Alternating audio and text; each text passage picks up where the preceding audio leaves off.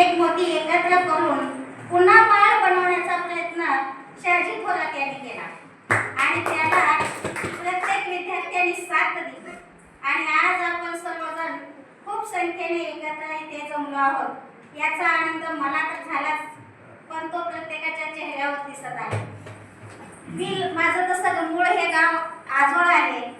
तिसऱ्यांदा मुलगी झाली म्हणून माझ्या वडिलांनी काशेगावला 4थ्या महिलावर मला ढेकळात टाकून दिलं आणि मी वाचावी म्हणून माझ्या आईनं माझ्या आजोबा बरोबर मला इथं पाठवलं आणि इथंच मला ह्या देवडी गावानं देवडी शाळा आणि देवडी गावानं मला पुनर्जन्म दिल्यासारखं माझ्या नशिबात आलेलं होतं। पहिली ते 4थी पर्यंत आपल्याला जाडकर गुरुजी होते आणि लहानपणी आपल्या शाळेमध्ये गणवेश आणि खपराची पाटी असं सरकारी ज्या गरीब मुलं आहेत त्यांना ते देण्यात येत होतं।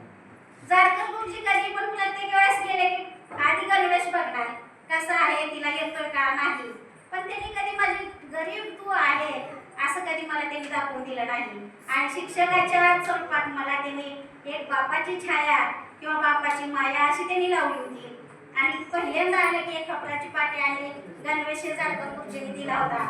नंतर सोनपावले गुरुजींनी मी ज्यावेळेस आपल्या शाळेमध्ये कथाकथन आणि वक्तृत्व स्पर्धेचा हे आलं होतं तेव्हा कथाकथन आणि वक्तृत्व स्पर्धेला स्वतः सोनपावले गुरुजींनी मला एक कथा लिहून दिली होती, हुंडाबळी, आणि त्या कथेमध्ये असं वाक्य होतं की निघाले आज तिकडच्या घरी या टेप रेकॉर्डरच्या भीती वाजू लागल्या आणि तळहातावरच्या फोडाप्रमाणे जपलेली सुनंदा ही सासरे चाललेले पाहून तर तिच्या आईने हंबटाच फोडला।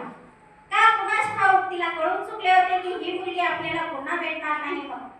तर अशा या शब्दाचे त्यांचे हुंडाबळी या कथेमध्ये होते ते परीक्षकाला सुद्धा मी ते कथा सांगताना लढवलं होतं आणि नंतर जेव्हा जिल्ह्यामध्ये ती कथाकथनचा स्पर्धा होती त्यावेळेस असं स्टेजवर गेल्या त्यांनी अनाउन्स केलं की कथा ही सामाजिक नसली पाहिजे, ती ऐतिहासिकच झाली पाहिजे।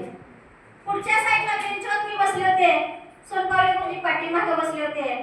आता मी कथा सामाजिक कशी सांगायची आणि जिल्ह्यातून वक्तृत्व स्पर्धा होती तेव्हा माझा आवडता नेता म्हणून सावरकरांच्या जीवनावर मला त्यांनी माझा आवडता असं लिखाण लिहून दिलेलं होतं।